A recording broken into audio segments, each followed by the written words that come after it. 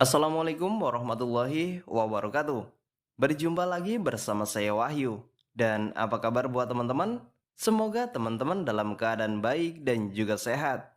Dimudahkan segala urusannya dan juga dilancarkan rizkinya. Pada kesempatan kali ini, saya akan membacakan kisah Rumah Angker Jalan Banda yang dituliskan oleh Andri Putra Myers. Bagaimana kisahnya? Silakan simak videonya sampai habis. Sebelum masuk ke cerita, bagi teman-teman yang belum subscribe, silahkan subscribe terlebih dahulu. Dan juga aktifkan loncengnya agar teman-teman tidak ketinggalan updatean video terbaru dari kami. Dan juga jangan lupa like, komen, dan share sebanyak-banyaknya ke teman-teman kalian. Dan bagi teman-teman yang punya kisah horor atau pengalaman mistis, bisa kirim cerita ke alamat yang ada di deskripsi ya. Udahlah, gitu aja kali ya. Tanpa basa-basi lagi, kita langsung saja masuk ke ceritanya.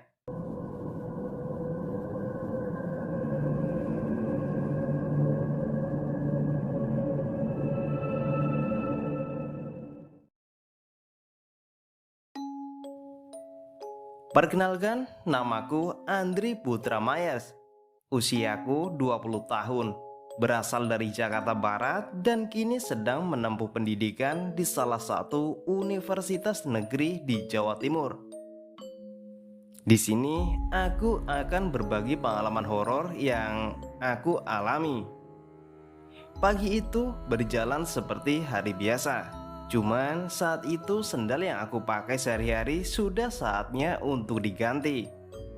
Akhirnya setelah kegiatan semua selesai, aku bergegas menuju ke rumah teman kuliahku yang kebetulan satu komplek dengan alamat kosan yang aku tempati. Setelah berberes sejenak, dengan berjalan kaki, aku menuju rumah teman kuliahku. Setelah berjalan sekitar 5 menitan, akhirnya aku sampai di rumah dia. Sebut saja namanya Ozan. Begitu sampai di rumah Ozan, kebetulan dia sedang bersantai sambil memainkan gitar di teras rumahnya. Putra, masuk aja Put, sapa Ozan. Dan tanpa basa-basi, akhirnya aku langsung menghampirinya. Sedang apa lu sekarang Zan? Tanyaku basa-basi sedikit. Sedang berak, jawab Ozan sambil tertawa. Sialan lu, emang lu udah biasa boker di teras rumah? Tanya aku meledek. Emang kau pikir aku kucing kampung apa? Jawab Ozan sewot. Bukan gue yang bilang lo ya. Hehehe, jawabku. Setelah berbincang-bincang, akhirnya aku langsung ke topik pembicaraan. Zan, anterin gue yuk beli sendal di swalayan murah itu, ajakku pada Ozan. Kapan? Sekarang? Enggak, besok nunggu lebaran, jawabku sewot. Ya udah sini, aku pinjem motor lu aja biar aku sendirian aja yang kesana. Lalu Ozan pun masuk ke rumah untuk mengambil kunci motor tersebut. Dan di saat Ozan mengambil kunci motor, aku iseng memainkan gitar sebentar. Setelah beberapa menit menunggu, akhirnya Ozan keluar membawa kunci motor. Nih kuncinya. Ya udah yuk, kita berangkat. Lu ngajakin gua? Ya iyalah, kalau nggak ngajakin lu, terus ngajak siapa lagi? Ya udah yuk, jalan. Tanpa basa-basi lagi, akhirnya Ozan naik ke jok belakang motor. Dan akhirnya kami berdua berangkat dengan berboncengan sepeda motor. Setelah melewati pertigaan lampu merah, ternyata jalan yang kami lalui macet saat itu. Karena waktu sudah sore hari bersamaan dengan jam pulang kerja. Put, macet ini. Bisa-bisa kita kelamaan sampai tujuan, kata Ozan. Iya nih, ribet banget, jawabku. Gimana kalau kita lewat jalan tembusan? Lumayan lah nggak kejebak macet kayak gini, kata Ozan mengusulkan. Emang ada? Tanyaku. Ada, lewat jalan Banda, jawab Ozan. Jauh kagak letaknya? Habis ini kita belok kiri, terus lurus aja mentok. Udah sampai kita, jawab Ozan menjelaskan. Akhirnya aku menuruti apa kata Ozan. Lagi pula saat itu masih sore, cuaca juga sedang cerah. Saat itu sekitar masih jam 4 sorean. Jadi ya masih ada lumayan banyak waktu. Aku jelaskan sedikit ya tentang Jalan Banda. Jadi Jalan Banda itu adalah jalan tembusan jalan kampung. Cuman di sana masih belum banyak rumah penduduk. Paling banyak tanah kosong atau kebun yang dijual untuk didirikan perumahan ke depannya.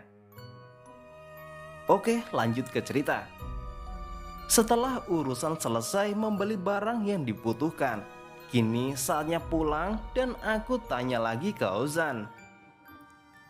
Gimana nih Zan? Kita pulangnya lewat situ lagi atau gimana? Tanyaku meminta usul. Ya udahlah, gak apa-apa, belum gelap juga, jawab Ozan. Ya udah, buruan naik, entar keburu maghrib, perintahku pada Ozan. Akhirnya kami berdua kembali melewati Jalan Banda itu. Saat itu suasana sudah lumayan agak sepi di situ.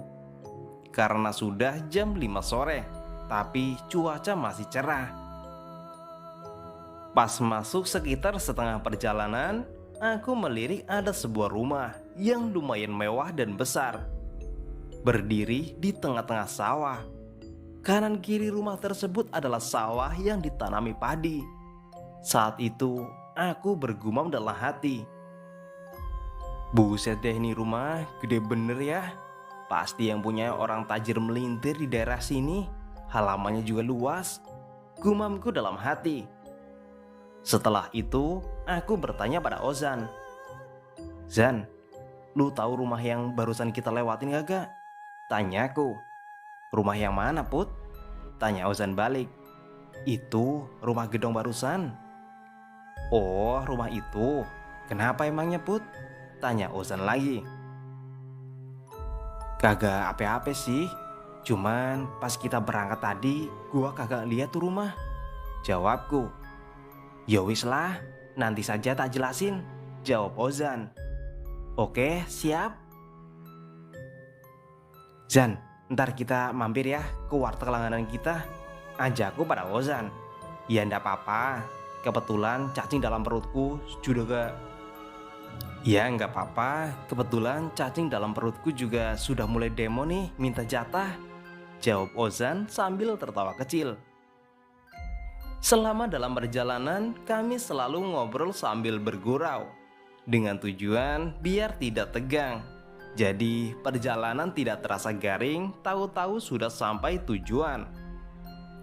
Setelah itu, kami mampir ke warteg langganan kita, serta memesan makanan dan memilih tempat duduk yang nyaman. Selagi menunggu pesanan datang, aku mulai ngobrol untuk mencari info tentang rumah tersebut. Zan, lu tahu rumah yang tadi nggak? Tanyaku memulai obrolan. Rumah Banda maksudmu? Kata Ozan. Iya, rumah di Jalan Banda itu, jawabku. Iya, aku tahu. Emangnya kenapa? Tanya Ozan balik. Buset, tuh rumah gede bener ya. Pasti yang punya orang tajir melintir di daerah sini. Tapi mereka kok tidak takut ya tinggal di tempat sepi kayak gini? Bukan apa-apa nih ya. Ntar kalau ada suatu kejahatan kan kasihan mereka. Tetangga juga pada jauh letaknya. Jawabku panjang lebar. Yang aku tahu itu rumah bekas punya seorang pengusaha. Terus katanya mereka semua satu keluarga pemilik rumah tersebut mati dibantai perampok dalam rumah itu. Jawab Ozan menjelaskan. Ah, yang bener lu? Tanyaku tidak percaya. Dikasih tahu malah ngegas. Jawab Ozan sedikit sewot. Terus sekarang rumah itu siapa yang nempatin Jan? Tanya aku lagi. Katanya sih sudah dijual, cuman gak laku-laku. Menurut warga di sekitar, mereka itu takut kalau sudah menjelang maghrib untuk dekat-dekat rumah tersebut. Sering ada penampakan hantu katanya. Kamu tertarik membeli rumah itu? Tanya Ozan. Asal lu yang bayarin, gua mau aja Zan. Jawabku. Gimana kalau kita ngepet dulu? Lu yang jadi bebongnya, aku yang jagain lilin, kata Ozan sambil tertawa. Sialan lu. Tak lama setelah itu, pesanan makanan kami akhirnya datang juga. Kita fokus isi perut dulu. Habis itu tidak lupa membayar, lalu tancap gas untuk pulang. Tapi sepanjang perjalanan aku masih penasaran dengan rumah tersebut. Setelah sampai, aku tidak langsung balik ke kosanku. Aku masih membahas soal rumah itu. Soalnya aku masih penasaran. Jan, kok gue masih penasaran ya sama tuh rumah? Kataku membuka obrolan lagi. Penasaran gimana maksudmu? Tanya Ozan. Emang gak ada cerita lain gitu tentang rumah itu? Apa ya? Yang aku dengar kalau di Jalan Banda rawan kejahatan. Entah itu jambret, begal, atau copet lah sering terjadi di sekitar jalan itu.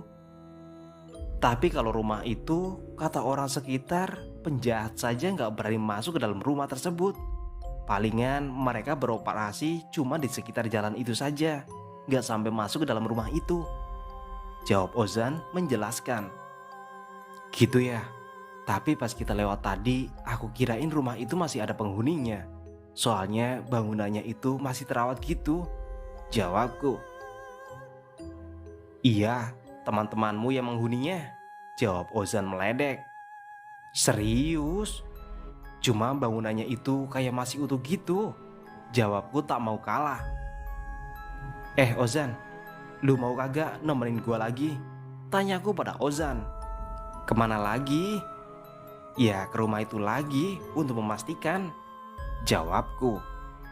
Memastikan apa? Memastikan kalau geng kamu aman, sehat sentosa di situ, tanya Ozan balik. Ngaco aja kamu ah. Setelah ngobrol sekitar 15 menitan, akhirnya aku pamit undur diri kepada Ozan maupun ibunya untuk kembali ke kosan.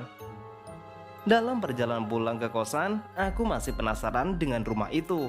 Dan pada keesokan harinya, tanpa memberitahu Ozan, aku kembali mendatangi rumah tersebut saat menjelang siang hari.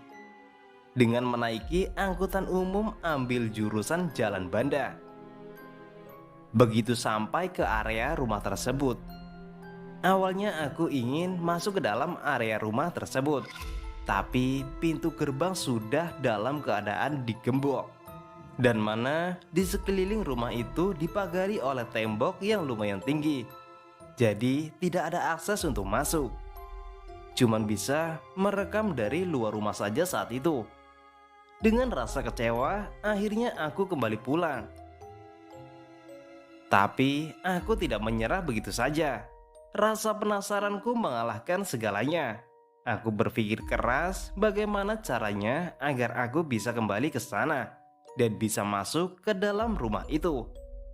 Dan pada akhirnya aku menemukan jalan keluarnya, yaitu dengan meminjam mobil milik salah satu temanku yang lain. Sebut saja namanya Abi. Sore harinya aku menelpon Abi untuk meminjam mobilnya esok hari.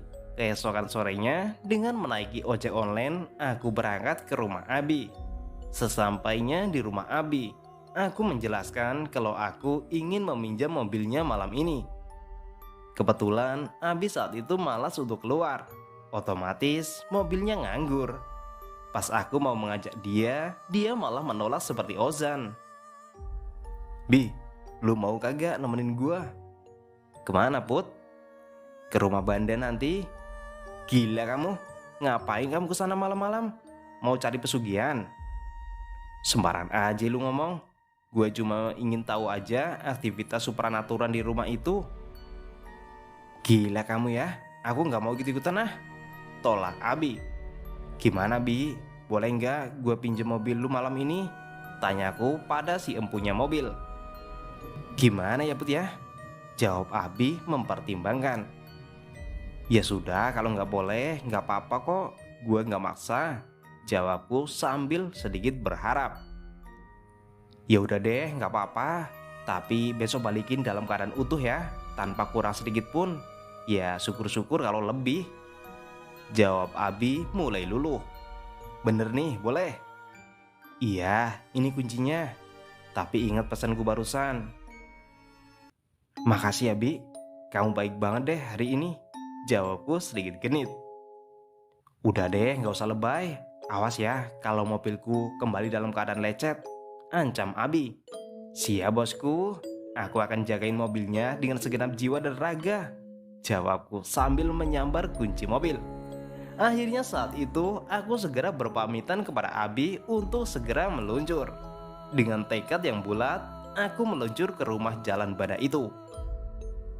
Bismillah, semoga lancar dan tidak ada apa-apa. Semoga aku dijauhkan dari segala kejahatan. Amin. Akhirnya malam itu tepat jam 9 malam aku berangkat menuju rumah jalan Banda itu. Sekitar setengah jam kemudian aku sampai di ujung jalan Banda. Berangkat sendiri tanpa ada teman yang menemani. Suasana di jalan itu sudah sangat sepi dan sunyi. Sebetulnya agak sedikit waspada masuk ke jalan itu, karena kondisi daerahnya yang seperti itu, takut kalau sewaktu-waktu ada kejahatan di jalan. Tapi karena tekadku sudah bulat, ya sudahlah, bismillah saja dan tetap berpikir positif. Akhirnya setelah kurang lebih 15 menitan, sampailah aku tepat di seberang rumah tersebut. Setelah itu, aku memarkir mobil yang aku kendarai di tanah kosong tepat di seberang jalan rumah itu. Setelah semua beres, aku mematikan mesin mobil terus memantau keadaan rumah tapi tidak terjadi apa-apa. Rumah masih tetap sepi, gelap dan sunyi. Dan sekitar jam 1 dini hari, usahaku tidak sia-sia menunggu rumah itu. Akhirnya lampunya menyala serta sayup-sayup aku mendengar seperti ada kegiatan di dalam rumah tersebut. Tepat di depan gerbang rumah itu, aku melihat ada sosok perempuan muda sekitar umur 15-an sampai 17-an lah, berdiri memandang ke arahku. Seolah-olah dia tahu kalau aku sedang di dalam mobil dengan jendela sedikit aku buka. Aku pikir begini, tidak mungkin juga dini hari jam segini orang biasa melakukan aktivitas apalagi di tempat seperti ini. Siapa lagi kalau bukan mereka, pikirku. Tak berlama-lama, setelah aku menutup jendela mobil, aku segera turun dan langsung berjalan mendekati perempuan itu. Begitu aku sampai di hadapannya, aku melihat cewek itu lumayan cantik. Cuman wajahnya agak sedikit pucat. Dan saat itu aku diajak masuk ke dalam rumahnya. Dan kami berdua masuk saat itu. Aku seperti terkena hipnotis. Dan suasana rumah malam itu sudah berubah menjadi rumah yang sangat mewah begitu kami masuk ke dalamnya. Berbagai perabotan yang mahal terpajang rapi di berbagai sudut rumah itu. Dalam rumah itu aku juga disambut dengan sosok pasangan suami istri serta satu anak perempuan yang cantik. Perempuan yang mengajakku masuk ke dalam rumahnya, memperkenalkan dirinya bernama Natalia. Aku yakin orang yang menyambutku itu adalah kedua orang tua Natalia serta adik perempuannya. Setelah diajak berkeliling untuk melihat keindahan arsitektur serta berbagai perabotan dalam rumah tersebut, aku dipersilahkan untuk mencicipi makan malam yang sudah terhidang di meja makan. Berbagai makanan yang menggugah selera tersaji di depan mata. Tapi entah kenapa, tiba-tiba kesadaranku pulih. Dari yang awalnya aku melihat berbagai macam hidangan lezat, kini semua berubah menjadi hidangan yang menjijikan. Berupa beberapa bangkai tikus serta ayam yang sudah membusuk, serta mengeluarkan aroma yang sangat tidak sedap. Terus seketika kondisi dalam rumah menjadi gelap gulita kembali. Tapi untungnya saat itu aku membawa ponsel dan bisa kunyalakan senternya. Saat aku berjalan untuk mencari jalan keluar, tiba-tiba aku dihadang oleh sosok perempuan yang aku yakini sebagai Natalia. Tapi kini dia sudah berubah. Saat itu aku mengarahkan senter ponselku tepat ke arahnya. Pemandangan yang lumayan mengerikan. Aku lihat di depan mataku, aku melihat sosok Natalia ini rambutnya acak-acakan dengan mata yang hitam legam. Serta yang tak kalah mengerikan, lehernya ada luka menganga yang lumayan lebar. Serta menyemburkan darah segar sambil tertawa cekikikan dia berkata, "Mas, mau kemana? Sampean berteman saja sama aku ya," ucapnya. "Sial," kataku tak sengaja mengumpat. Saat itu aku segera berlari untuk mencari jalan keluar.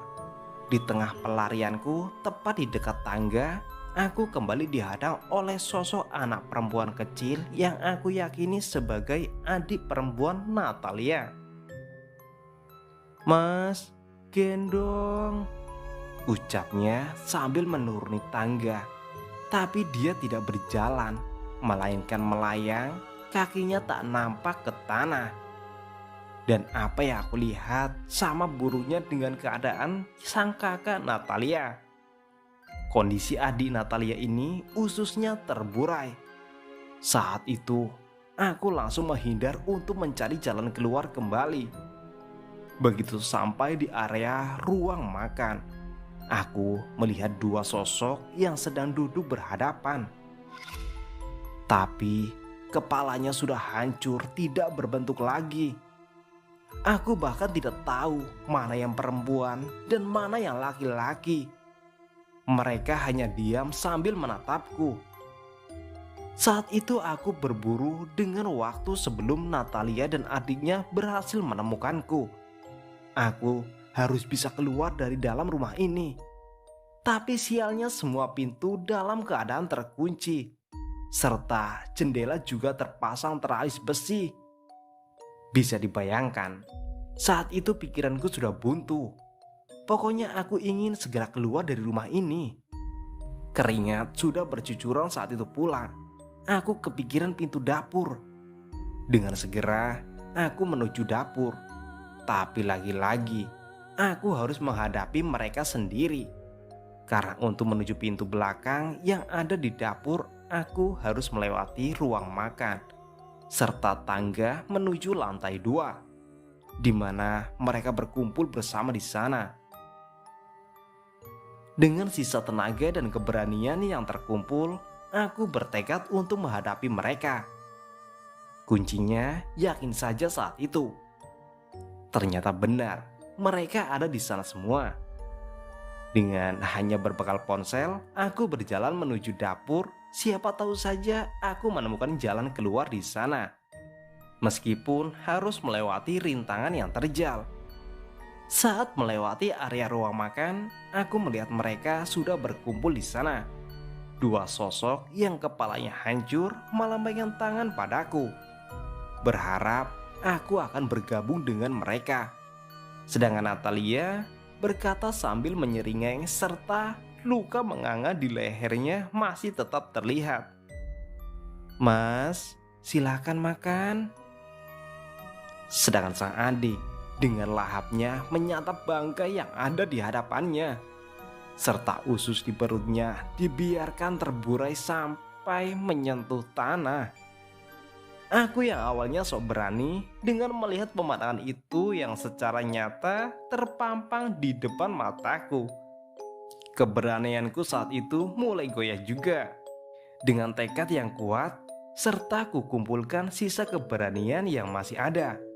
Aku berusaha melewati mereka dengan tenaga dan menjadi prioritas utamaku adalah aku ingin segera keluar dari rumah terkutuk ini. Baru sampai menuju area dapur yang letaknya bersebelahan dengan ruang makan. Tiba-tiba kakiku tidak bisa digerakkan. Benar-benar kaku rasanya. Entah kenapa aku tiba-tiba ingin menoleh ke belakang. Setelah menoleh ke belakang, mereka juga menatapku. Mereka seolah-olah tidak ingin membiarkan aku untuk keluar dari rumah itu. Aku sepertinya sudah terjebak di dalam rumah itu. Tapi dengan keyakinanku bahwa makhluk halus tidak bisa menyerang manusia secara langsung, aku mulai berpikir positif kalau aku harus bisa keluar hari ini juga. Saat itu juga aku berdoa meminta pertolongan pada Tuhan. Tuhan, lindungilah langkahku Tuhan. Biarkan aku keluar dari sini Tuhan. Tolong Tuhan. Setelah berdiri mematung kurang lebih 10 menit, akhirnya perlahan kakiku mulai bisa digerakkan, meskipun masih sedikit berat.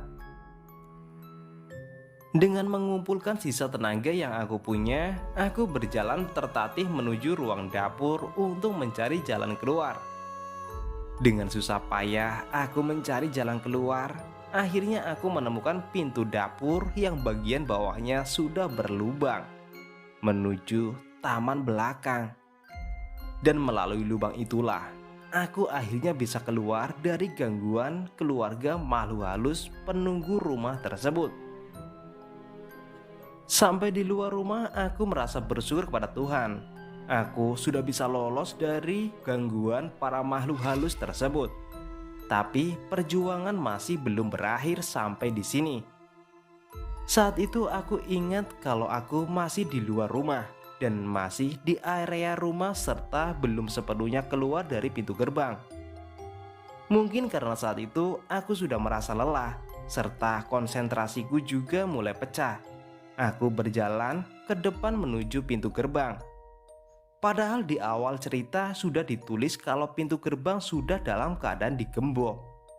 Sesampainya di sana, aku baru menyadarinya.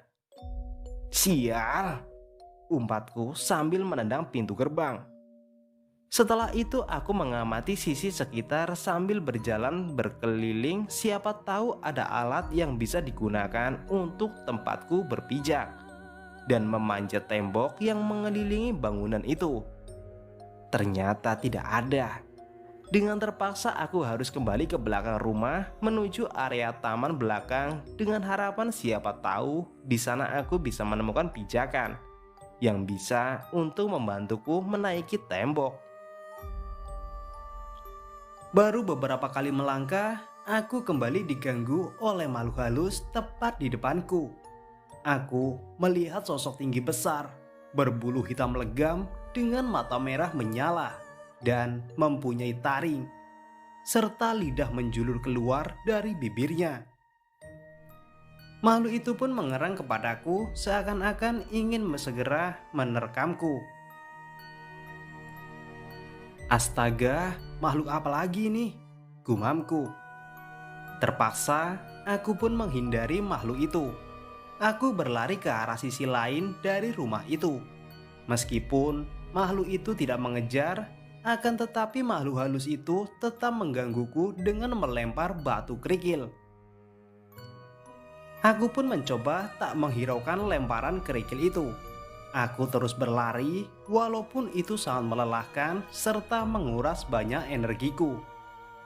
Dan tak terasa sampailah aku di taman belakang. Tidak lama setelah itu, aku menemukan sebuah pot besar yang terbuat dari batu. Sepertinya pot itu bekas pohon palem. Tanpa menyia-nyiakan waktu, aku segera menuju pot batu tersebut dengan sisa tenagaku.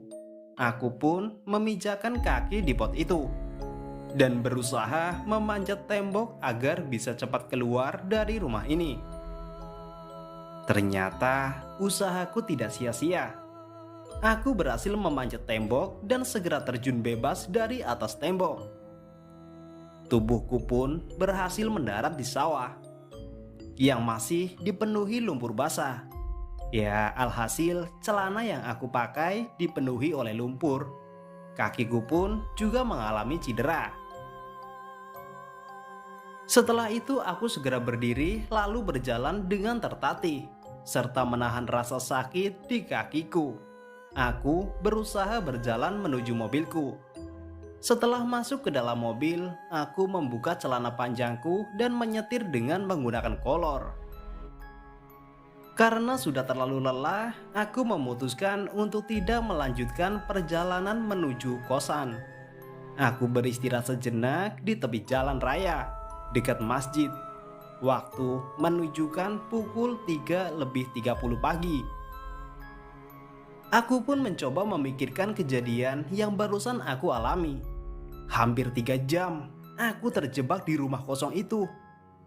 Tapi alhamdulillah, aku berhasil keluar dari rumah kosong itu dengan selamat. Setelah menjelang pagi, aku segera pulang ke kosan dan memberitahu kepada temanku kalau saat ini aku tidak masuk kerja karena kondisiku sedang tidak fit. Singkat cerita, sore hari pun tiba. Aku memutuskan untuk bertemu dengan teman-temanku di tempat biasa dan menceritakan pengalamanku saat di rumah Banda. Gila kamu Put, mobilku palah buat uji nyali. Terus kalau mobilku diikuti makhluk halus gimana? Kata Abi memarahiku. Udah tenang aja Bi, gak bakalan kok, jawabku tenang. Aku pikir kamu bakalan berubah pikiran gitu, gak jadi kesana. Timpal Ozan mengikuti pembicaraan. Ya gak bakalan lah, gua kalau sudah penasaran udah gak bisa diganggu gugat, jawabku. Pokoknya kalau sampai mobilku diikuti makhluk halus, kamu harus tanggung jawab Put, kata Abi masih sedikit marah. Tapi kan lu sendiri yang ngizinin, gua kagak maksa kali, jawabku tak mau kalah. Ah, aku ndak mau tahu, jawab Abi mulai marah. Udah, kok malah ribut di sini, jawab Ozan melerai keributan. Terus kamu kesana sama siapa Put? Sama cewekmu atau siapa? Tanya Ozan lagi. Ya kagak lah, masa gue kesana bawa cewek? Bisa runyam urusannya, jawabku. Akhirnya kami bertiga mengobrol santai untuk menghabiskan waktu dan membahas tentang rumah Banda. Kami pun sempat membahas juga sejarah rumah Banda tersebut. Yang ternyata pada tahun 2000 ada seorang pengusaha kaya raya membeli sebidang tanah yang lumayan luas dan dibangunlah rumah mewah itu. 1 tahun kemudian, rumah mewah itu mulai dihuni. Sejak saat itu, keluarga pengusaha tersebut resmi menjadi pemilik rumah. Kehidupan mereka nampak begitu normal. Akan tetapi pada tahun 2005, mereka mulai kewalahan untuk mengurus rumah yang lumayan luas ini. Akhirnya keluarga itu sepakat untuk memperkerjakan seorang pembantu rumah tangga dan juga tukang kebun yang merupakan pasangan suami istri. Akan tetapi, ternyata kedua pembantu itu memiliki motif yang tersembunyi yang tidak disadari oleh majikannya. 2 bulan kemudian, tepatnya di bulan Maret, petaka berdarah itu terjadi. Pada saat tengah malam, keluarga tersebut dibantai habis-habisan dalam rumah yang mereka tempati. Suasana tempat itu masih sepi. Jarak antara rumah penduduk jaraknya lumayan jauh. Dan beberapa hari kemudian, ada salah satu warga yang menyadari rumah itu nampak begitu sepi. Lalu diceklah ke dalam. Dan ternyata penghuninya sudah pada tewas. Dan menjadi berita yang sangat menggemparkan di daerah itu dengan adanya tragedi pembantaian satu keluarga tersebut. Dari info yang aku dapat, para perampok yang membunuh keluarga tersebut, mereka sempat buron lumayan lama, sampai akhirnya tertangkap di tempat yang berbeda-beda. Dan yang mengejutkan lagi, otak dari aksi perampokan itu adalah mantan ART di keluarga korban yang ternyata sudah tewas dengan cara menabrakkan diri ke lintasan. Menurut suaminya, salah satu pelaku, istrinya mengalami halusinasi yang parah dan depresi tak lama setelah merampok keluarga majikannya. Banyak kisah mistis lain yang pernah dialami orang-orang yang melewati rumah banda itu. Orang yang pernah mengalami kebanyakan orang baru yang tidak mengetahui tentang rumah tersebut. Pernah suatu hari ada seorang pendatang baru yang baru saja menempati rumah di daerah tersebut. Meskipun jarak tempat tinggalnya lumayan agak jauh dari rumah banda, tapi kemana-mana dia harus melewati jalan di depan rumah kosong tersebut. Pada suatu malam, bapak tersebut selesai bertemu dengan temannya di luar kota dan pulang kemalaman. Untuk mempersingkat waktu, bapak itu mengambil jalan pintas dengan melewati jalan banda ini. Tepat di depan rumah itu, sang bapak melihat seorang gadis muda yang sepertinya sedang kebingungan mencari sesuatu. Akhirnya, bapak itu berinisiatif menolongnya. Setelah berhasil menolong, gadis tersebut mengajak bapak itu masuk ke dalam rumahnya. Awalnya, bapak tersebut sempat menolak, tapi karena merasa tidak enak, akhirnya bapak ini menuruti ajakan gadis tersebut tanpa rasa curiga sedikit pun. Bapak ini masuk ke dalam rumah itu. Sesampainya di dalam rumah, bapak ini disambut oleh keluarga gadis tersebut. Lalu diajaklah makan malam di rumahnya. Bapak itu hanya menurut saja karena makanan yang disajikan sangat menggugah selera. Baru mencicipi beberapa suap makanan, tiba-tiba ponsel bapak ini berbunyi. Dan setelah menutup teleponnya, suasana seketika berubah. Rumah yang awalnya megah berubah menjadi gelap gulita. Dengan bantuan senter ponselnya, bapak ini segera mencari jalan keluar. Yang ada di dalam pikirannya mungkin sedang terjadi pemadaman listrik. Tapi kemana mereka semua? Belum sempat mendapat jawaban, bapak itu mendapati banyak penampakan yang berseliweran di depan matanya. Alhasil, bapak itu ketakutan. Dan baru keesokan paginya, bapak itu ditemukan warga sudah tergeletak di bawah pohon jambu yang ada di samping pintu gerbang rumah tersebut. Bapak tersebut sempat tidak bisa bicara selama sekitar 3 bulan karena sempat mencicipi makanan yang disajikan oleh keluarga tersebut. Dan sampai saat ini, rumah itu masih berdiri kokoh, tapi aktivitas supranatural masih sering terjadi di rumah tersebut, baik siang maupun malam hari. Oke teman-teman, cukup sekian kisah yang dapat saya ceritakan. Dan mohon maaf bila ada kata-kata yang kurang berkenan di hati kalian. Saya pamit undur diri dan sampai jumpa di video berikutnya. Assalamualaikum warahmatullahi wabarakatuh.